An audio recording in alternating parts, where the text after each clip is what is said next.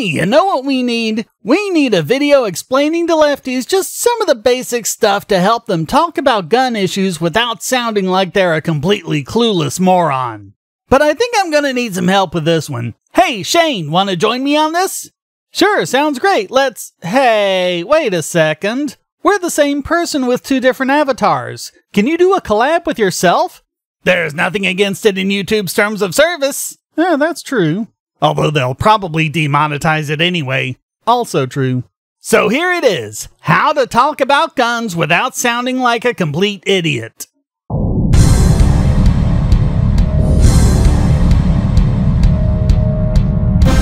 So we're using your title sequence then? Well, you don't have one. Good point. Why don't you kick us off? Okay, probably the first thing you should do is stop confusing bullet and cartridge. The bullet is the hunk of metal that comes out the end. It's the only part that gets fired. So don't do like every town did in this poster where they depicted a gun as firing the entire cartridge, not just the bullet.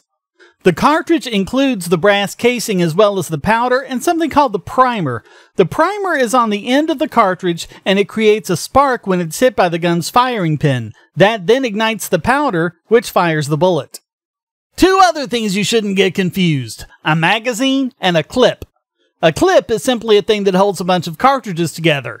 With a clip, the gun itself has to have the mechanism to advance to the next round, but a magazine contains the mechanism so the gun doesn't have to do it. In a typical semi-auto, the spent casing is ejected by the recoil. The magazine then finds itself connected to an open chamber, and so the spring in the magazine pushes in the next round. Speaking of semi-autos, that's the next thing we should probably talk about: semi-automatic versus fully automatic. With a manual firearm, the shooter has to do something to load the next round. In a single-action revolver, he has to cock the hammer. In a bolt-action rifle, he has to pull back the bolt. And he has to do that in between every shot to load the next round. In a semi-automatic firearm, every time he fires, the next round advances automatically, so he gets one bullet fired for every squeeze of the trigger, without having to do anything else in between. Oh, that brings up something else. Triggers are squeezed, not pulled. Don't say the phrase pull the trigger unless you want to sound like a moron to people who understand guns. Also, with revolvers, the term is double action, not semi-automatic. It's similar in that you get one bullet with every squeeze of the trigger, but with semi-autos, the next cartridge is automatically loaded after firing and ready to be fired. That doesn't happen with double-action revolvers. In that case, the next round isn't advanced until the shooter pulls the trigger. The trigger's mechanism is linked to the hammer, so as you squeeze the trigger back, the hammer gets pulled back too. The cylinder advances to the next chamber, and then the gun fires when the trigger is squeezed the rest of the way back. Fully automatic is where you don't even have to release the trigger to keep firing. It keeps firing as long as you have the trigger back. Or until it runs out of ammo, of course. And miniguns are what's known as selective fire, meaning there's some sort of selector that will let you switch between semi-automatic and fully automatic. By the way, if you hear someone talking about an auto pistol, that's short for semi-automatic pistol, not fully automatic. By the same token, if you ever hear someone use the term fully semi-automatic, you'll know they're a complete imbecile who has no business talking about guns.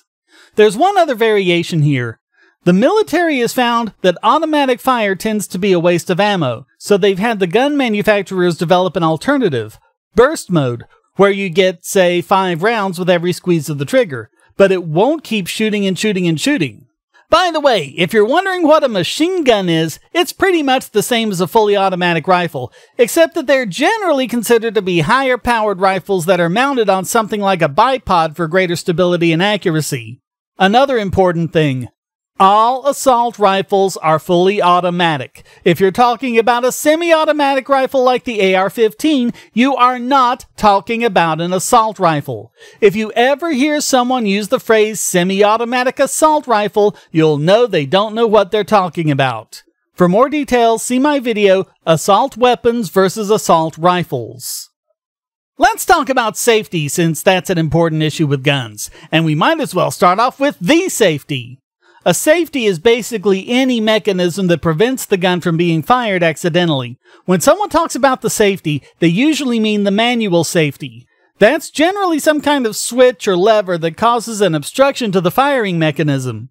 It prevents the firing pin from moving forward and can also prevent the trigger from being depressed. Most semi-autos have a safety, but most revolvers do not, although some revolvers have what's called a grip safety, where the gun will only fire when there's pressure around the grip, generally from the shooter's hand.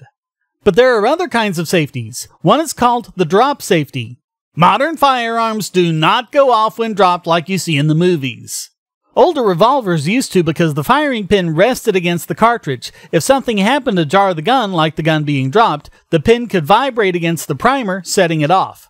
That thing in the cowboy movies where the doofus character puts the gun in his holster too hard and it goes off? Well, that actually happened. For that reason, most people only loaded 5 cartridges in the cylinder, so the firing pin would be on the empty chamber and that wouldn't happen.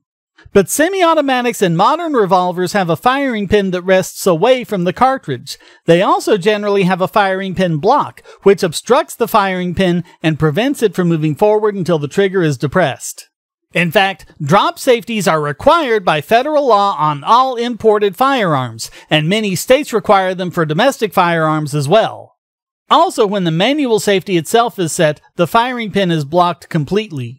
Another kind of safety is called a magazine disconnect. Basically, this prevents the firing mechanism from working whenever the magazine is removed. One problem that used to happen was that someone would remove the magazine unaware that they were still around in the chamber. Without a magazine disconnect, there can still be an accidental discharge. By the way, there's a similar problem that can still happen. You have a magazine with cartridges in the gun, and you rack the slide to see if there's a round chambered. But if you do that, then you might see an empty chamber, but it'll become loaded as soon as you release the slide. Now you think the chamber is empty when it isn't. So always remove the magazine before checking the chamber.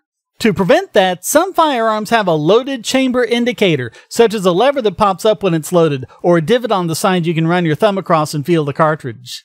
Now, Glocks have something called a trigger safety, where the action of pulling the trigger itself disengages the safety. This has been criticized by many gun enthusiasts because it doesn't protect you from any scenario where the trigger is depressed inadvertently, which happens in some cases when the gun is pulled out of its holster. There's one case of an officer in Georgia accidentally discharging his Glock when he pulled it out of his jacket because of a thread that had become unstrung and it got in the way of the trigger. Like any firearm trainer will tell you, there is no safety mechanism greater than your brain. It's up to you to be safe with your firearm. And the first rule is always, all guns are loaded. Even if you've unloaded the gun, you should still treat it as if it were fully loaded. And one of the things that means is that you never point your gun at anything you're not willing to destroy. The term for this is muzzling, so be cognizant of where your muzzle is pointing at all times. Keep your finger off the trigger until you're ready to fire. Those movies where cops have their weapons out and they're searching for the perp and their fingers are already on the trigger, that makes any gun enthusiast cringe. Or like that time when Dianne Feinstein was at an anti-gun conference and she had an AK-47 and she was holding it with her finger on the trigger, magazine locked in place, muzzling basically the entire crowd.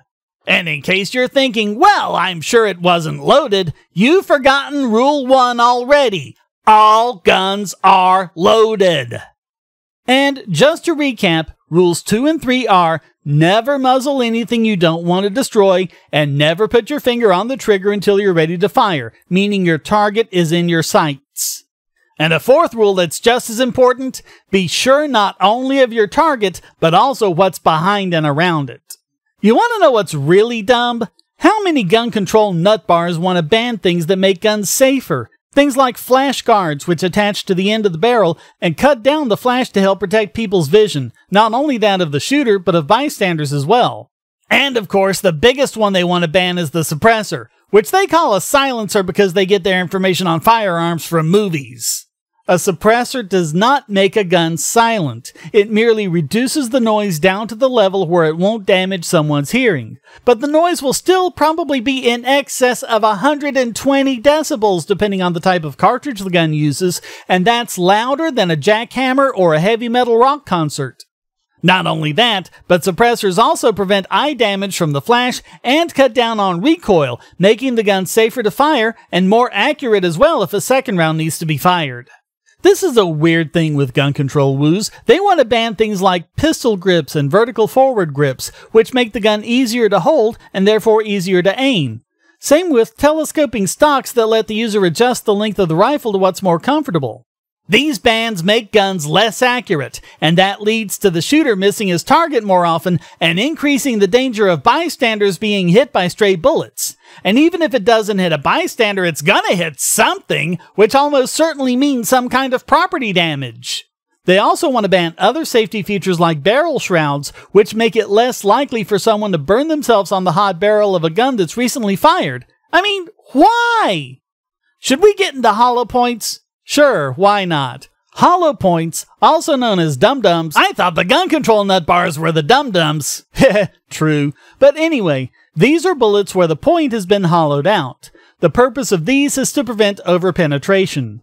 Overpenetration is when the bullet goes all the way through the target and continues on its way to possibly cause damage to property or even bystanders. Yes, they're another safety feature. As they enter the person's body, the tip causes it to expand out like a mushroom or peel back like a banana, and that increases the forward surface area, causing it to slow and stop. There are many places that have banned the use of hollow points because they're stupid. The Hague Convention makes it a war crime to use these in battle. Their rationale seems to be that these bullets are designed to cause maximum damage to the person they hit. But think about it for 2 seconds. If they're not causing maximum damage, that means there's some damage left over. So who or what is going to get that? In fact, a lot of police use hollow points for that very reason. They don't want to put bystanders at risk if they have to shoot a perp. Also, they increase stopping power, making it less likely that they'll have to shoot a second time to stop him. So how is this a bad thing? Well, we probably don't want this video to be too much longer. Of course, there's a lot more that people can learn, but do you think we should be wrapping it up? Actually, I think that there's one more thing we should cover, and that's how easy it is to manufacture weapons. Oh, sure, because the gun control nuts keep acting as though you just have to ban guns and then no one will get them. Yeah, hasn't exactly worked out like that with heroin. Right, but they say it's different than guns because they're too difficult to manufacture. So basically they've never seen how involved a meth lab some redneck is running in his trailer is. Exactly, and they don't realize just how easy it is to make firearms. All you really need is about $5,000 in machinist tools. A sticky thread on the Bogosity forum called The Black Market for Firearms has numerous examples of criminals manufacturing assault rifles. People in the third world in nondescript mud huts are making fully automatic guns including Kalashnikovs, M16s, and many others for the Japanese Yakuza, Chinese triads, and many other criminal organizations. They're even making Russian RPGs and Stinger missiles. So it's absolutely ridiculous to think that if we banned guns, the criminals wouldn't be able to get them.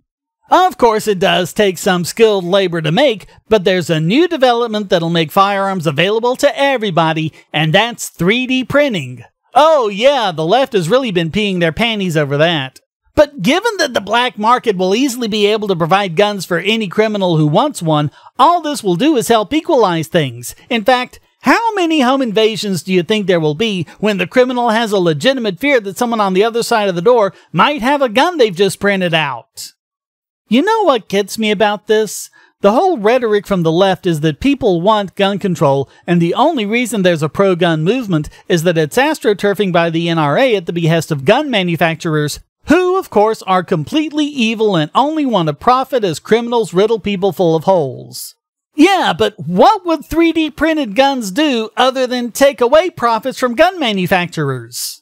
And it isn't just Cody Wilson and Defense Distributed, the guy that the press and the politicians have been making such an uproar about. There is a GitHub repository for 3D files of all sorts of weapons, from 9mm pistols to AR-15s and AK-47s, and even the ammo. This genie is already way out of the bottle. If you're gonna talk about guns, and especially if you're gonna talk about taking people's rights away and using force against them and putting them in prison for having a piece of metal in a certain shape, then you really need to learn what you're talking about. And the fact is, most of them don't. So I hope you enjoyed this pseudo collab. If you did, please hit like, subscribe, and the bell. And use the links below to donate or become a regular supporter on Patreon or Subscribestar. and get all sorts of benefits including early ad-free videos and participation in the monthly AMA. Until next time, stay strong and be free.